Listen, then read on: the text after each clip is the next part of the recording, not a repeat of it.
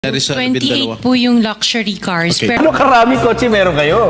Parang dito sa baba, parang personal use lang namin, nasa 30 plus na yata siya. 30 plus. 40. Mga 40. Mga 40. Mga 40 plus. Ano? pero may service cars kasi kami na under the name of the company po. Under the name of the company po. Under the name of the company po. Alright.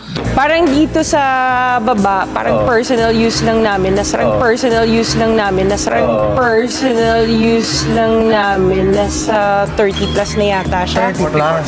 40. Mga 40. Bumili ka na napakamahal na kotse, di mo alam kung magkano mo binili. No, I know the price. Oh, yeah. Oh, tell us, pero tell us. we did not buy this on a cash basis. Parang installment na how siya. much is- Did not buy this on a cash basis. Parang installment na how siya. much is- Did not buy this on a cash basis. Parang installment na how siya. much is...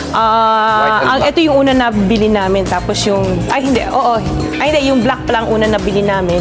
Ito yung gustong-gusto ko na, dati na unang bilhin. Nung nabili na namin siya,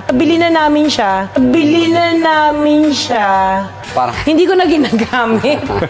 Lumaki po sila sa hirap. O, simulan muna natin. Siyempre, nagsimula tayo, hindi naman kayo well off when you started. Yes po, opo. Talagang nagmula kami sa talagang walang-wala talaga. Hanggang walang-wala talaga. Ako naman po, ng mga time na yun, tuwang-tuwa po ako dahil nung una po, wala naman kami talagang bahay.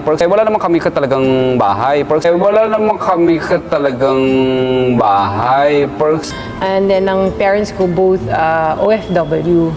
So, yung mom ko and dad ko, yung mom ko domestic helper, and yung dad ko waiter. Dad ko waiter.